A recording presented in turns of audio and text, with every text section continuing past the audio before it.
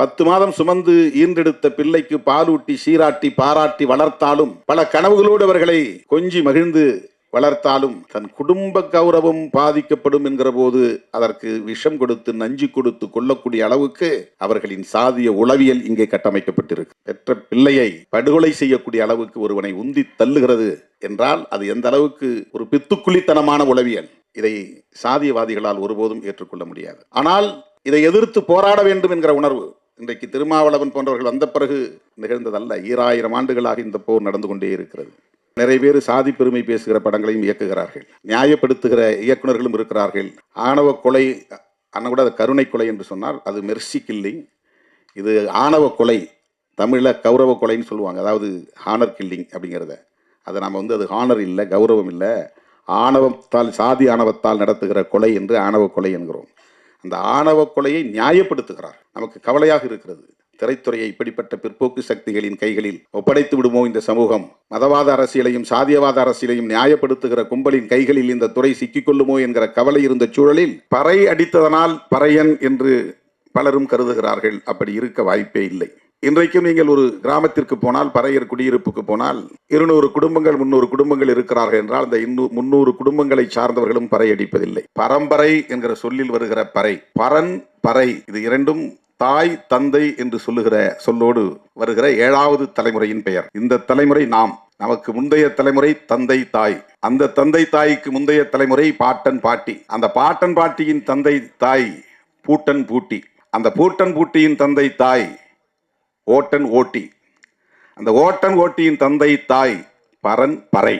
அந்த பறையை குறிக்கிற சொல்தான் பறையன் என்கிற பெயராக மாறி இருக்குமே தவிர பறை அடிப்பதனால் இவன் பறையன் என்று ஆகியிருக்க வாய்ப்பே கிடையாது. பார்ப்பனர்கள் சேர்ந்து வாழுகிற இடம் பார்ப்பனச்சேரி, அது நடைமுறையிலே இருந்திருக்கிறது. பார்ப்பனர்கள் வாழுகிற இடம் பார்ப்பனச்சேரி, பல்லர்கள் வாழ்ந்து சேர்ந்து வாழும் இடம் பச்சேரி, பல்லு சேரி பச்சேரி, இடையர்கள் வாழ்ந்து சேர்ந்து வாழுகிற இடம் இடைச்சேரி. எல்லா ஊர்களுக்கும் சேரி என்பது பொதுவான பெயர். ஆனால் அது இன்றைக்கு பறையர்களுக்கு மட்டுமே உரிய பெயராக மாறி நிற்கிறது. நீ மன்னனாய் வாழ்ந்துவிட முடியும் இந்த சமூகத்தில், ஒரு பறையனாய் வாழ முடியாது என்பதுதான் இன்குலாப் அவர்களின் அனுபவம். நீ பார்ப்பனியத்தின் கொடுமையை உணர வேண்டுமானால் பறையனாய் வாழ்ந்து பார் என்று சொன்னார்.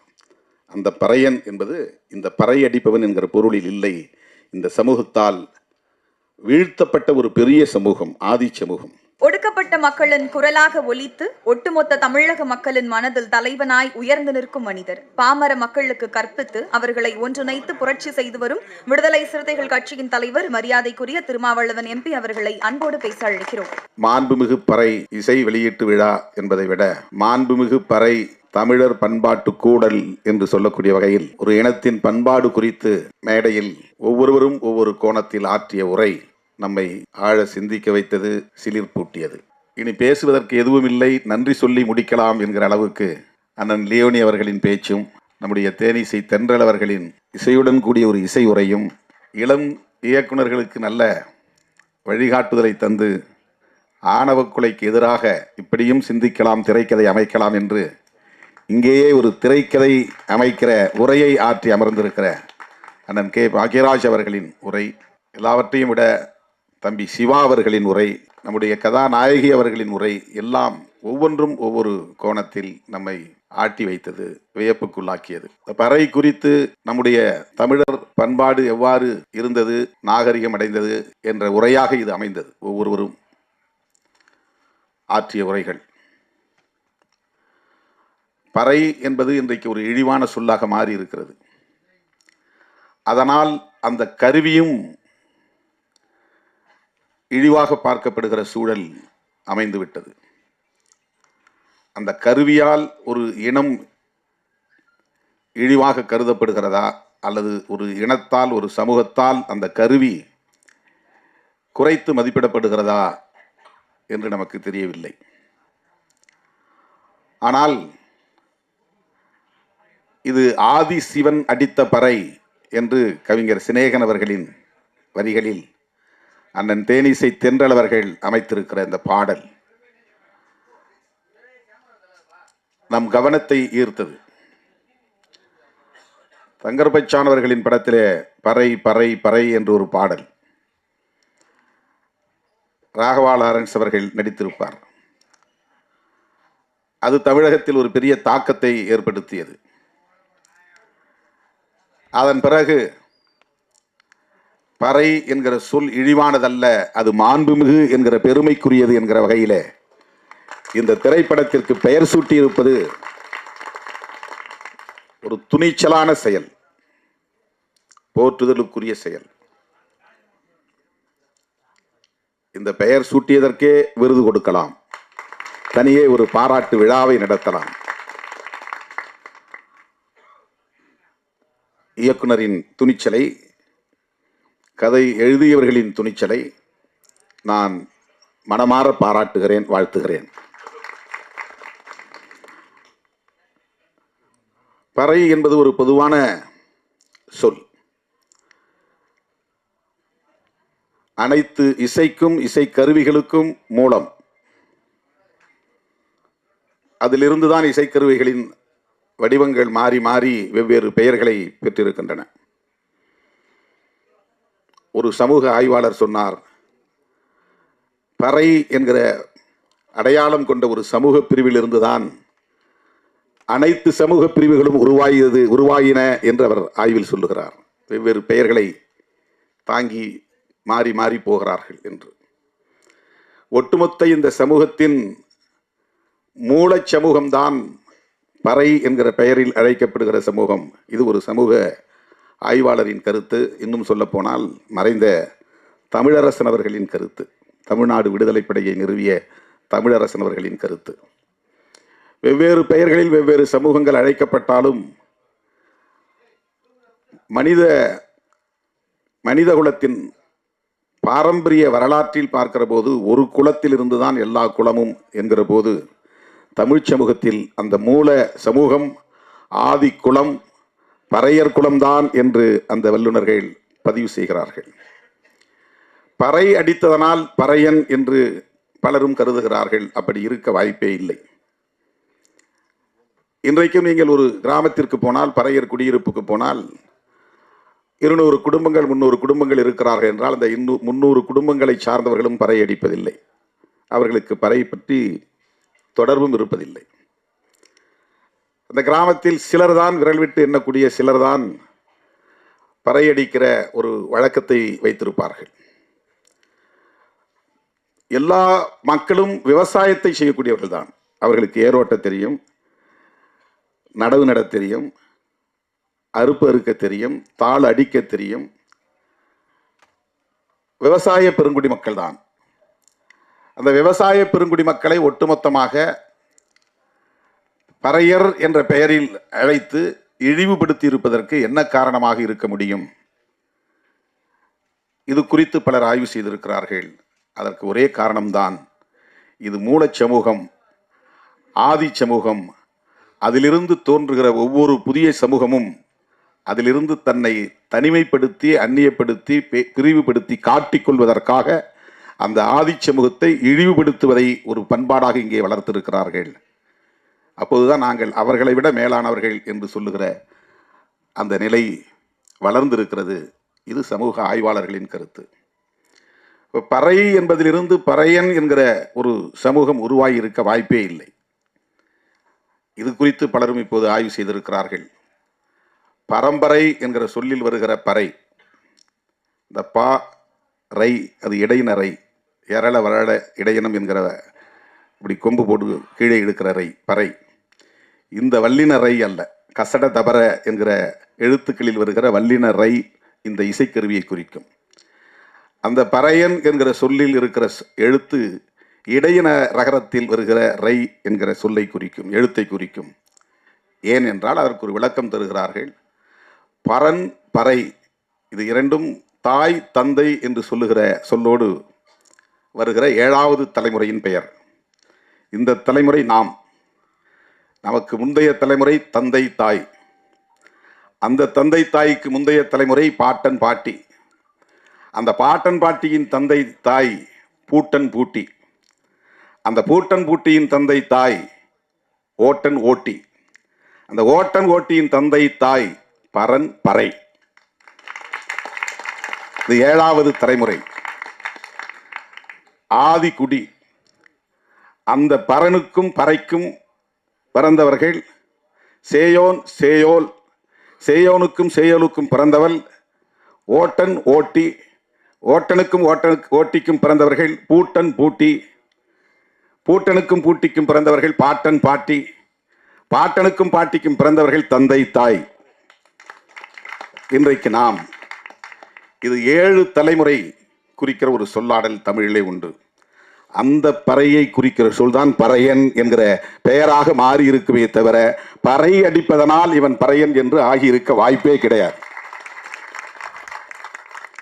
ஆனால் சமூகத்தால் ஒடுக்கப்பட்டு, அதிகாரம் பறிக்கப்பட்டு, நிலம் பறிக்கப்பட்டு, ஆயுதம் பறிக்கப்பட்டு, எல்லா வகையிலும் ஒடுக்கப்பட்டு அவன் மேலெழ முடியாத அளவுக்கு வீழ்த்தப்பட்ட ஒருவனை பறையன் என்று அழைத்து, அதனால் அவன் பயன்படுத்திய கருவியையும் இழிவாக பார்க்கிற ஒரு நிலை, அவன் பயன்படுத்திய பொருள் என்பதனால் இழிவாக பார்க்கிற நிலை, அவன் பேசுகிற தமிழ் என்பதனாலேயே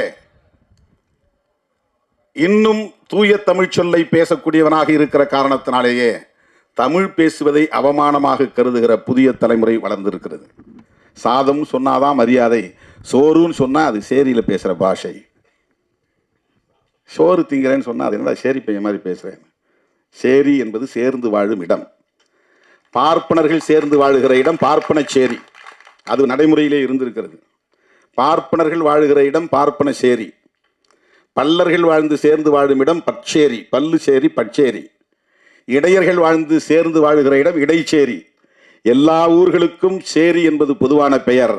ஆனால் அது இன்றைக்கு பறையர்களுக்கு மட்டுமே உரிய பெயராக மாறி நிற்கிறது. தோல் கருவிகள், எல்லா கருவிகளும் பறையிலிருந்து தோன்றியது. மற்ற தோல் கருவிகளுக்கெல்லாம் சமூகத்தில் மரியாதை. ஆனால் அவன் பயன்படுத்துவதனாலேயே அது இழிவான கருவி, இழிவான பொருள் என்று பார்க்கிற ஒரு உளவியல் இங்கே கட்டமைக்கப்பட்டிருக்கிறது. இதைத்தான் மாற்ற வேண்டும். பொது உளவியலில் இந்த இழுக்கு இருக்கிறது, அதை துடைத்தெறிய வேண்டும் என்றுதான் பெரியார் கனவு கண்டார், புரட்சியாளர் அம்பேத்கர் கனவு கண்டார். அதைத்தான் நாம் பேசுகிறோம். அந்த அரசியல் புரிதல் இருப்பதனால்தான் விஜய் சுகுமாரன் இந்த படத்திற்கு மாண்புமிகு பறை என்று பெயர் சூட்டியிருக்கிறார். ஆனால் ரொம்ப அருமையா சொன்னாங்க. நாடோடி மன்னன், நாடோடி என்பவன் ஏதும் இல்லாதவன், மன்னன் என்பவன் ஆட்சி அதிகார பீடத்தில் இருப்பவன். ரெண்டையும் சேர்த்து ஒரு பெயர் வைப்பதைப் போல மாண்புமிகு என்பது பெருமைக்குரியது, பறை என்பது இழிவானது. இந்த இரண்டையும் இணைத்து மாண்புமிகு பிரதமர் என்று சொல்லுவது போல், மாண்புமிகு முதலமைச்சர் என்று சொல்லுவது போல், பிரதமர் என்கிற இடத்தில் பறையை வைத்த பெருமை இந்த இயக்குனருக்கும் இந்த இயக்க படத்தின் குழுவினருக்கும் உள்ளது. மாண்புமிகு பிரதமர், மாண்புமிகு முதலமைச்சர் என்று சொல்லுவது போல் மாண்புமிகு பறை என்று சொல்லுகிற அந்த துணிச்சல், அது ஒரு அரசியல் புரிதலில் இருந்து மட்டும்தான் செய்ய முடியும். அப்படிப்பட்ட ஒரு படத்தில் தம்பி சிவா போன்றவர்கள் இன்றைக்கு நடித்திருக்கிறார்கள் என்றால் அண்ணன் லியோனி அவரிடம் அவர் கற்றுக்கொண்ட அரசியலும் தான் அதற்கு அடிப்படை. சில பேர் இல்லைங்க இந்த படத்தெல்லாம் நடிக்க எனக்கு விருப்பம் இல்லைன்னு சொல்றதுக்கு வாய்ப்பு இருக்கு. சாதியவாத சிந்தனை உள்ளவர்களால் இப்படிப்பட்ட படங்களில் நடிக்க விரும்ப மாட்டார்கள், பெயர் வைப்பதற்கும் உடன்பட மாட்டார்கள். அப்படியே இயக்குனர் பெயர் வைத்தாலும் இந்த படத்தில் நான் முதலாக போய் அறிமுகமாக வேண்டுமா? இப்போ படத்தில் முதல் படத்தில் நடிச்சாக்க அந்த படத்துடைய பெயர் சேர்ந்து போகும். சில பேருக்கு பெயர் முன்னொட்டில் சேரும். அப்போது இவருக்கு என்ன முன்னிட்டு வரும்? அவருக்கு ஒரு தயக்கம் வரும். ஆனால் நான் ஒரு பறையனாகவே வாழ வேண்டும், பறை கலைஞனாகவே வாழ வேண்டும் என்று திண்டுக்கல் சக்தி கலைக்குழுவில் போய் நான் 1 மாதம் பயிற்சி பெற்றேன் என்று சொல்லுகிற அந்த துணிச்சல். மறைந்த கவிஞர் இன்குலாப் சொல்லுவார், பார்ப்பனியத்தின் கொடூரத்தை உணர நீ பறையனாய் வாழ்ந்து பார் என்று அவர் கவிதை எழுதியிருப்பார். பார்ப்பனியத்தின் கொடூரத்தை உணர நீ பறையனாய் வாழ்ந்து பார் என்று. அவரவர் இருப்பிலிருந்து எல்லாவற்றையும் பார்க்கிறோம். பிறரின் நிலையிலிருந்து அவர்களை புரிந்து கொள்வது என்பது அது ஒரு தனி பயிற்சி. அண்ணன் பாக்யராஜ் என்ன சொன்னார், எவ்வளவு நகைச்சுவையோடு அது சொன்னார். ஒரு மணி அடிச்சுக்கிட்டே தீபாராதனை காட்டுறதுங்கிறது சாதாரண ஒரு வேலை இல்லை. அதுக்கும் ஒரு ஞானம் வேண்டும், பயிற்சி வேண்டும். சர்வர் வேலை செய்கிறதுக்கு ஒரே நேரத்தில் 10 பேர் வருவான், 10 விதமாக ஆர்டர் பண்ணுவான். அது அனைத்தையும் கேட்டு மனசில் ஞாபகத்தில் வச்சு அதை போய் ஆர்டர் பண்ணி வாங்கிட்டு வந்து எவன் எது கேட்டானோ அவன்கிட்ட கொடுக்கணும், அவனுக்கு தகுந்த மாதிரி பில் போட்டு வாங்கி கொடுக்கணும். இது எவ்வளோ பெரிய பணி தோழர்களே. பறையனாய் வாழ்வது என்பது அவ்வளவு கடினமானதல்ல. நீ மன்னனாய் வாழ்ந்துவிட முடியும் இந்த சமூகத்தில், ஒரு பறையனாய் வாழ முடியாது என்பதுதான் இன்குலாப் அவர்களின் அனுபவம். ஒவ்வொரு நாளும் ஒவ்வொரு களத்திலும் அவர்கள் சந்திக்கிற அவமானங்களும் இழிவுகளும் அவமதிப்புகளும் தாங்கிக் கொள்ள முடியாது. திரைப்பட வாய்ப்பு கேட்டு வந்தேன், என்னால் முடியாது என்று என்னை வீட்டுக்கு அனுப்புகிற போது அந்த வீட்டுக்கு போகிறது எனக்கு பெரிய அவமானமாக இருக்குது, திரும்ப போகிறது. அதனால் நான் அங்கேயே வேலை செய்வேன். அந்த ஒரு நிகழ்ச்சியில் அவருக்கு இருக்கிற அந்த ஈகோ அவருடைய மானம் தொடர்பான ஒன்றாக இருக்கிறது. திரைப்படத்தில் வாய்ப்பு கிடைக்கல, நான் திரும்ப போனால் ஊரில் இருக்கிற என்ன நினைப்பான், அது எவ்வளோ பெரிய காயத்தை மனசில் ஏற்படுத்தும். எப்படி நம்ம தலை நிமிர்ந்து வாழ முடியும், அங்கே மற்ற இளைஞர்களோட எப்படி அங்கே நடமாட முடியும், அது எனக்கு பெரிய தலைக்குனிவை தரும் அப்படின்னு நினைக்கிறார். இந்த மான உணர்ச்சி ஒவ்வொரு மனிதனுக்கும் உண்டு. ஆனால் அத்தனை இடங்களிலும் அவன் காலடி வைக்கிற அத்தனை இடங்களிலும் அவனுக்கு இழிவும் அவமதிப்பும் இருக்குமே. ஆனால் அவன் உள்ளம் எந்த அளவுக்கு ஒவ்வொரு நாளும் காயப்படும் என்பதை உணராமல் பலர் பேசுகிறார்கள் என்பதனால் தான் இன்குலாப் சொன்னார், நீ பார்ப்பனியத்தின் கொடுமையை உணர வேண்டுமானால் பறையனாய் வாழ்ந்து பார் என்று சொன்னார். அந்த பறையன் என்பது இந்த பறை அடிப்பவன் என்கிற பொருளில் இல்லை. இந்த சமூகத்தால் வீழ்த்தப்பட்ட ஒரு பெரிய சமூகம், ஆதி சமூகம். தோழர்களே, சாதி அமைப்பு என்பது இந்த சமூகத்தில் எவ்வளவு கொடூரமான தாக்கத்தை ஏற்படுத்தி இருக்கிறது. ஆணவ கொலை பற்றி அவருடைய அனுபவத்தை அண்ணன் பாக்கியராஜ் சொன்னபோது ரொம்ப அதிர்ச்சியாக இருந்தது. அது இன்றைக்கும் தொடர்கிறது. இது ஒவ்வொரு மனிதனுக்குள்ளும் தன் குடும்ப கௌரவம், சாதி கௌரவம் என்பதோடு இணைக்கப்பட்டிருக்கிறது. 10 மாதம் சுமந்து ஈன்றெடுத்த பிள்ளைக்கு பாலூட்டி சீராட்டி பாராட்டி வளர்த்தாலும், பல கனவுகளோடு அவர்களை கொஞ்சி மகிழ்ந்து வளர்த்தாலும், தன் குடும்ப கௌரவம் பாதிக்கப்படும் என்கிற போது அதற்கு விஷம் கொடுத்து நஞ்சு கொடுத்து கொள்ளக்கூடிய அளவுக்கு அவர்களின் சாதிய உளவியல் இங்கே கட்டமைக்கப்பட்டிருக்கிறது. பெற்ற பிள்ளையை படுகொலை செய்யக்கூடிய அளவுக்கு ஒருவனை உந்தி தள்ளுகிறது என்றால் அது எந்த அளவுக்கு ஒரு பித்துக்குளித்தனமான உளவியல். இதை சாதியவாதிகளால் ஒருபோதும் ஏற்றுக்கொள்ள முடியாது. ஆனால் இதை எதிர்த்து போராட வேண்டும் என்கிற உணர்வு இன்றைக்கு திருமாவளவன் போன்றவர்கள் வந்த பிறகு நிகழ்ந்ததல்ல. 2000 ஆண்டுகளாக இந்த போர் நடந்து கொண்டே இருக்கிறது. சாதி இரண்டொழிய வேறில்லை என்று அவ்வை பாட்டி சொன்னதிலிருந்து, ஆண் சாதி பெண் சாதி ஆக இரு சாதி வீண் சாதி மற்றையெல்லாம் என்று சித்தர் காலத்தில் பாடிய காலத்திலிருந்து,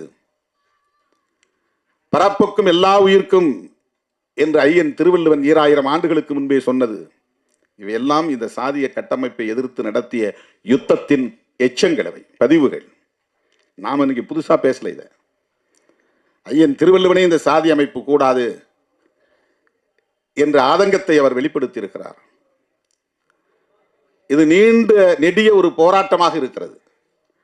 அந்த போராட்டத்தை வெவ்வேறு வடிவங்களில் இன்றைக்கு நாம் மைய நீரோட்டத்தில் இணைக்கிற முயற்சி. இவ்வளவு பெரிய நிகழ்ச்சி, ஒரு திரைப்படத்திற்கான தலைப்பு, ஒவ்வொரு களத்திலும் ஆகச்சிறந்த ஆளுமைகள் வந்து இது குறித்து ஆற்றுகிற உரை, இவையெல்லாம் ஒரு மெயின் ஸ்ட்ரீம் பாலிடிக்ஸ்குள்ள இந்த விஷயங்களை இணைக்கிற பெரிய முயற்சி. இப்படி ஒரு பொதுவெளியில் அனைத்து தரப்பாரும் விவாதிக்கக்கூடிய ஒரு களத்தில் இந்த பொருள் கருப்பொருளாக இன்றைக்கு கையாளப்படுகிறது என்றால் எவ்வளவு ஒரு வேட்கை நமக்குள்ளே இருக்கிறது, தாக்கம் இருக்கிறது, சமத்துவ வேட்கை இருக்கிறது என்பதை இது உணர்த்துகிறது. ஆற்றல் ஒவ்வொரு மனிதனுக்குள்ளும் இருக்கிறது. ஆனால் அது சாதியின் பெயரால் இங்கே நசுக்கப்படுகிறது.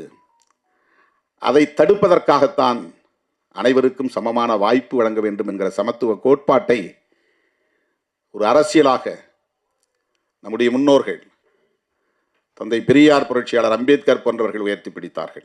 அதைத்தான் நாம் இன்றைக்கு எதிரொலித்துக் கொண்டிருக்கிறோம், பிரதிபலித்துக் கொண்டிருக்கிறோம், திரும்ப திரும்ப பேசிக் கொண்டிருக்கிறோம். அது இலக்கியம், கலை இலக்கியம் போன்ற தலங்களில், பண்பாட்டு தலங்களில் இன்னும் இன்னும் ஆழமாக போய் வேரூன்ற வேண்டும். அதற்கு இந்த ஆற்றல், கலை திறன்களை பயன்படுத்துவது. 40 வருடங்களுக்கு முன்பே நம்முடைய கே. பாக்யராஜ் அண்ணன் அவர்கள் படத்தில் இது குறித்தெல்லாம் அவர் விவாதித்திருக்கிறார், சாதியை விமர்சித்திருக்கிறார். திரைப்படங்களில் இன்றைக்கு புதிதாக இது வரவில்லை. திரைப்படங்களில் நீண்ட காலமாகவே இதற்கு எதிரான படைப்புகள் நிறைய வந்திருக்கின்றன. பழைய படங்களில் நிறைய பாடல்கள் கூட இருக்கின்றன.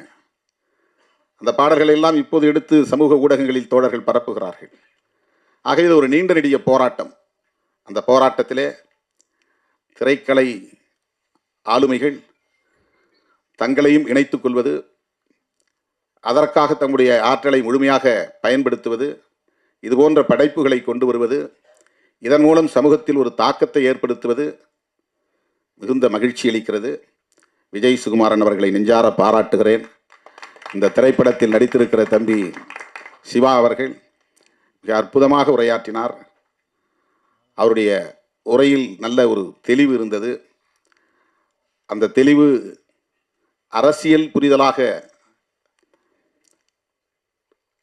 ஒரு நீண்டகால அரசியல் தொலைநோக்கு பார்வை உள்ளதாக நான் புரிந்து கொள்கிறேன். இது போன்ற கலைஞர்கள் தான் திரைத்துறையை கையில் எடுக்க வேண்டும், பயன்படுத்த வேண்டும். ஏன்னா இப்போ நிறைய பேர் சாதி பெருமை பேசுகிற படங்களையும் இயக்குகிறார்கள், நியாயப்படுத்துகிற இயக்குநர்களும் இருக்கிறார்கள். ஆணவ கொலை அண்ணன் கூட அது கருணை கொலை என்று சொன்னார், அது மெர்சி கில்லிங். இது ஆணவ கொலை, தமிழில் கௌரவ கொலைன்னு சொல்லுவாங்க, அதாவது ஹானர் கில்லிங் அப்படிங்கிறத. அதை நாம் அது ஹானர் இல்லை, கௌரவம் இல்லை, ஆணவத்தால், சாதி ஆணவத்தால் நடத்துகிற கொலை என்று ஆணவ கொலை என்கிறோம். அந்த ஆணவ கொலையை நியாயப்படுத்துகிறார்கள். நமக்கு கவலையாக இருக்கிறது. திரைத்துறையை இப்படிப்பட்ட பிற்போக்கு சக்திகளின் கைகளில் ஒப்படைத்து விடுமோ இந்த சமூகம்? மதவாத அரசியலையும் சாதியவாத அரசியலையும் நியாயப்படுத்துகிற கும்பலின் கைகளில் இந்த துறை சிக்கிக்கொள்ளுமோ என்கிற கவலை இருந்த சூழலில் விஜய் சுகுமார், சிவா போன்ற தோழர்கள் வந்திருக்கிறார்கள். இந்த திரைத்துறையை நாங்கள் முற்போக்கு சிந்தனை களமாக பயன்படுத்துவோம் என்கிற அந்த ஆற்றல் மிக்கவர்களாக இருக்கிறார்கள் என்பதை எண்ணி பெருமைப்படுகிறேன்.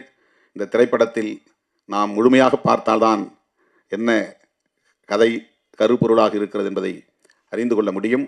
என்றாலும் கூட இந்த தலைப்பே நம்மை வியக்க வைக்கிறது, ஆழ சிந்திக்க வைக்கிறது. அந்த வகையிலே இது வெற்றி பெற வேண்டும். வெற்றி பெற வைப்பதற்கு தமிழ் சமூகம் முழுமையாக ஒத்துழைக்க வேண்டும். விடுதலை சிறுத்தைகளும் அதற்கு ஒத்துழைப்பாக இருப்போம் என்பதை இந்த நேரத்திலே சொல்லி, எனக்கு இந்த அரிய வாய்ப்பை ஏற்படுத்தி தந்த அண்ணன் லியோனி அவர்களுக்கும், இயக்குனர் விஜய் சுகுமாரன், தம்பி சிவா போன்றவர்களுக்கும் என்னுடைய நெஞ்சார்ந்த நன்றியை தெரிவித்து விடைபெறுகிறேன். நன்றி, வணக்கம்.